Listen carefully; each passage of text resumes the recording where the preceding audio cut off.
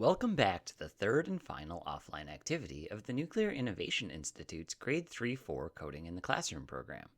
In Prep-A-Sketch, your students will make a plan for their final project, where they will be creating a piece of digital art using code. This activity should be completed before the final project, either on the same day or earlier in the week. Like the previous offline activities, it should take about 30 minutes, and you won't need computers.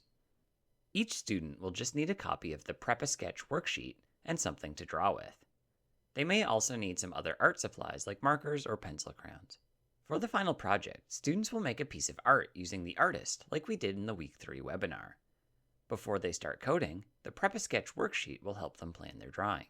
The students are free to create any scene they'd like, but the worksheet has 6 requirements for them to include in their picture.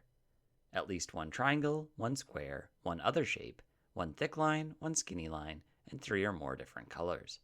Here's an example that meets all the requirements.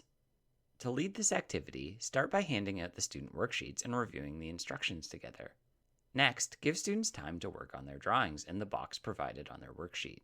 Remind them to use all 6 required items.